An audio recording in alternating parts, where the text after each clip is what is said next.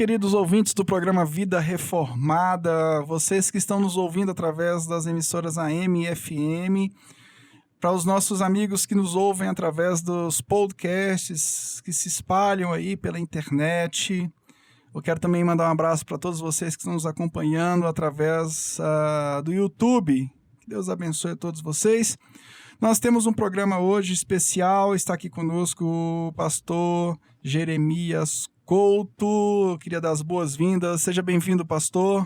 Muito obrigado, pastor Michel Augusto. É um privilégio participar aqui do programa Vida Reformada e falar para esses queridos ouvintes e telespectadores aí que estão na escuta do programa. Muito obrigado pelo privilégio. Pastor Jeremias Couto é pastor, jornalista, escritor e conferencista, casado com a irmã Débora Couto, pai de 3 filhos e autor de várias obras teológicas e sempre trabalha com uma cosmovisão interessante. Ele escreveu ultimamente um livro intitulado Visão Cristã sobre a Política. Eu queria aqui aproveitar para divulgar. Esse livro foi lançado lá na conferência Consciência Cristã. Mas hoje, pastor, nós vamos falar sobre o evangelho social. Nós temos aí uma discussão bem atual, uma discussão política. O Brasil está em chamas, nós estamos em 2016, e algumas instituições evangélicas protestantes têm se posicionado acerca dessa crise atual. Bom, e ultimamente nós tivemos o posicionamento da TMI, né, que é a Missão Integral, representado por Ariovaldo Ramos, Ed René Kivitz. E a gente hoje aqui vai falar um pouco sobre isso, sobre essa relação do evangelho social, trabalhar a questão da teologia, da igreja, a questão pública, como deve ser esse envolvimento. Nós vamos começar com o primeiro tópico, acerca da defesa do evangelho social. Será que a gente teria que concentrar todos os nossos esforços para tentar resolver as questões de paz, de justiça, de desigualdade econômica, racismo e assim por diante? Bem, eu não gosto muito desses rótulos, não é? Porque eles acabam criando uma ideia reducionista do evangelho. O evangelho é um só e ele tem como finalidade primacial resgatar o homem, e aí nós entramos naquela mensagem que se constitui o centro do evangelho, que é a redenção. Cristo como o único, pleno, suficiente Salvador do homem. E isso tem implicações na sua vida em todos os sentidos. Eu diria que um país, uma nação onde o evangelho com essas características predomina, e aí nós podemos olhar as nações, sobretudo onde a fé reformada teve essa predominância, eu diria que a vida pública dessas nações, desses países, sem dúvida vai sofrer a influência do poder do evangelho. Agora, não quer dizer com isso que nós não tenhamos de olhar como responder a essas situações que o irmão mencionou aí na sua pergunta, porque nós temos que trabalhar com um ponto de equilíbrio. Nós temos uma expectativa futura, uma expectativa da implantação definitiva do reino de Deus, mas enquanto esse reino não é implantado, nós estamos vivendo hoje no mundo, e na oração sacerdotal, capítulo 17 de João, Jesus diz: olha, eu não te peço que os tires do mundo, mas que os livres do mal. Então, qual é a nossa relação? Como é que a gente impacta? Como é que a gente interage? Como é que a gente faz com que esses princípios do evangelho, de forma capilar, eles alcancem essas áreas todas da vida, porque o evangelho é pleno. Agora, essa declaração que a gente teve aí da TMI, depois a Vida Nova teve outra declaração, subscrita por inúmeros pastores, mas a declaração da TMI parece que eles lançam muitos dados jurídicos e eu senti falta de uma cosmovisão bíblica com a questão jurídica. Não é uma questão unânime. Romanos 13 não é uma questão unânime. Por exemplo, o John MacArthur, ele diz que a submissão ao princípio de Romanos 13 é plena. Já o Wayne Grudem, ele fala que não, essa submissão ela é limitada. Aí ele até cita o exemplo de Moisés e o caso de Faraó, né? Moisés foi um guia levantado para tirar o povo da tirania de Faraó. Bom, como a gente vai lidar com isso numa cosmovisão bíblica? Porque, por um lado, a gente tem a questão do Estado Democrático de Direito, a gente tem a questão das provas que precisam ser contundentes para julgar alguém, e, por outro lado, nós temos a Bíblia, que trabalha um princípio de submissão à autoridade. Como é que a gente pode... Bem, em poucos minutos não é fácil você responder um assunto tão complexo como esse, mas eu diria o seguinte: toda a nossa base tem que ser a partir da Bíblia, né? O pressuposto que nós temos que estabelecer, nós temos que exercer todas as nossas ações tendo como o ponto de partida a Bíblia, a palavra de Deus. Se não for a partir daí, vai ser uma militância social como qualquer outra. Nós não vamos fazer nenhuma diferença. Em relação aos manifestos, o da Vida Nova veio primeiro, veio uma semana antes. Inclusive, eu assinei o manifesto da Vida Nova. E claro que ele não teve esse embate como o da TMI, porque o da TMI ele acabou sendo um manifesto instrumentalizado por uma tendência dos líderes da TMI no país, que é uma tendência pró-governo. Eu costumo dizer, e tenho dito ultimamente, que as conjunções adversativas do manifesto, onde eles defendem princípios, mas sempre vem um mas.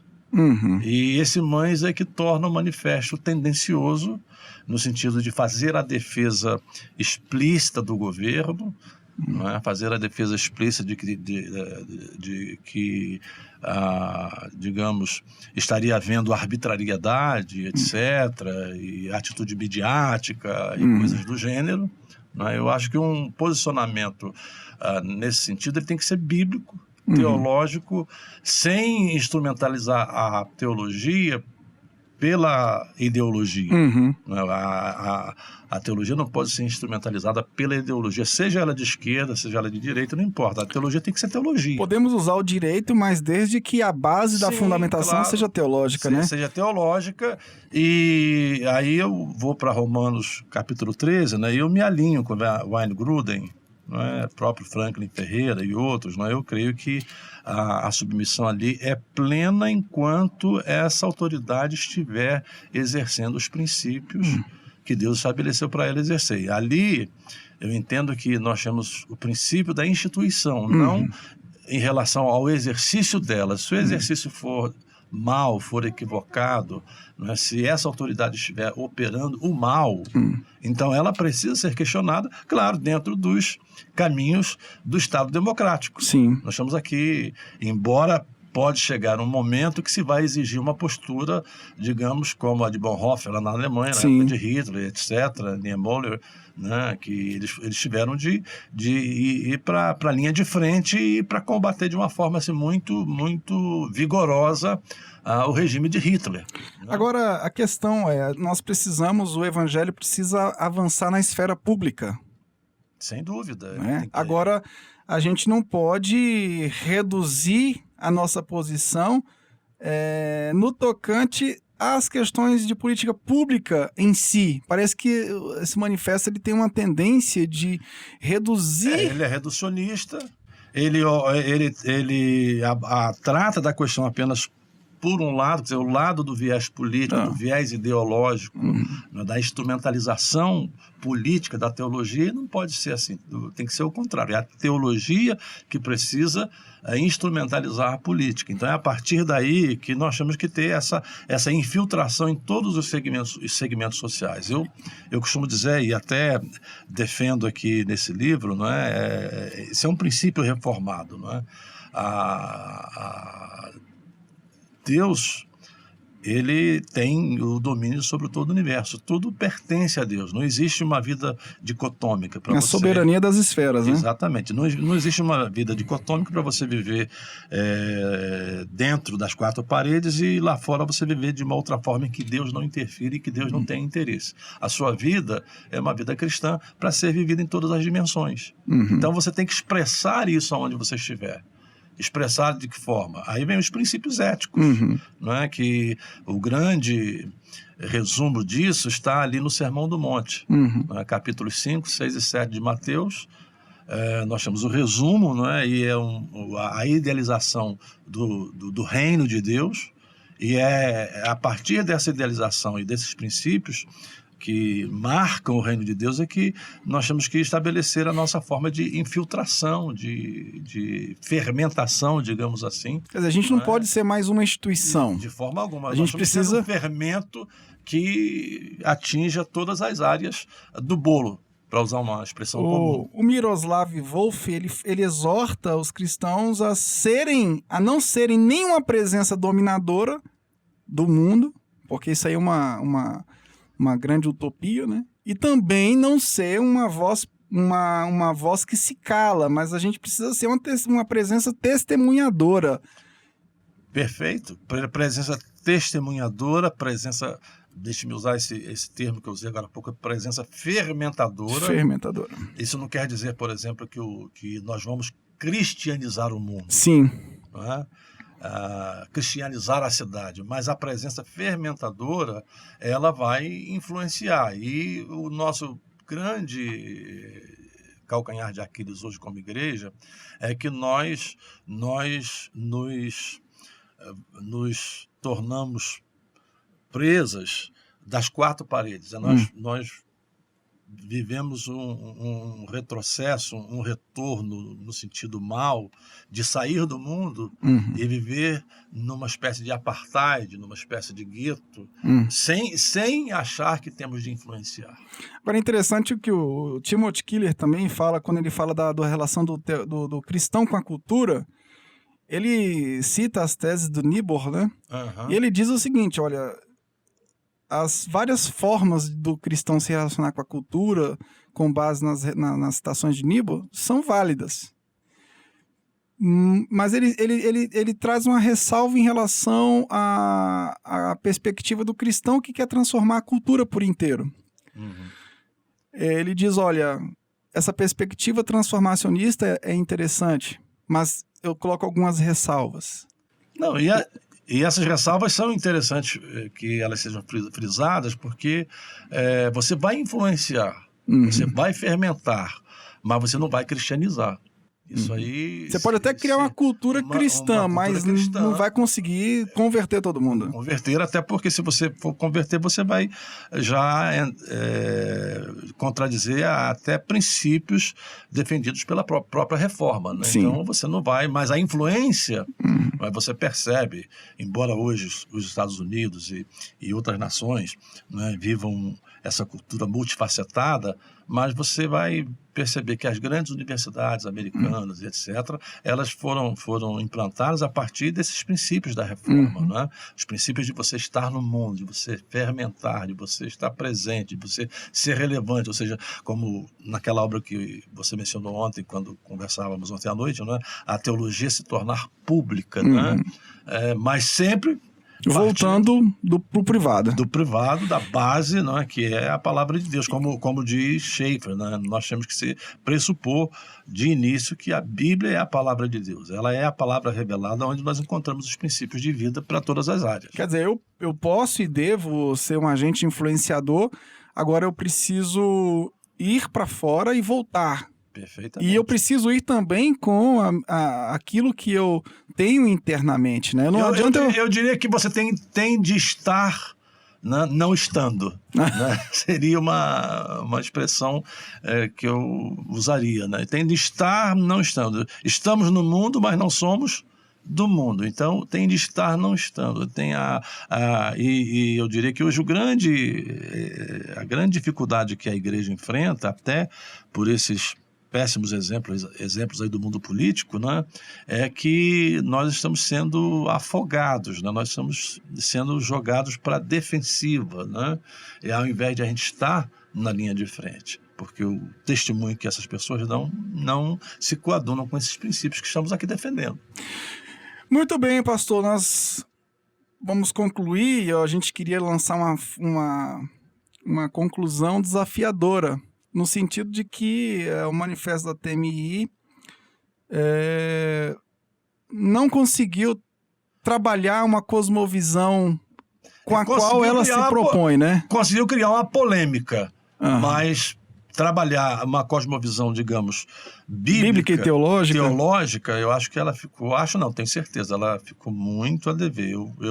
Eu creio que o manifesto que tratou da questão social, né, que ele inicia falando que nós combatemos o mal, combatemos a violência, nós não concordamos com a pobreza, e isso é bíblico, né? Quando Paulo teve o seu ministério ratificado pelos apóstolos, ele recebeu algumas recomendações, entre outras, que ele seguisse, levasse o evangelho aos gentios, e uma recomendação muito explícita, direta, que ele não se esquecesse dos pobres. Então isso é bíblico, não é? Mas não pode ser instrumentalizado por uma ideologia.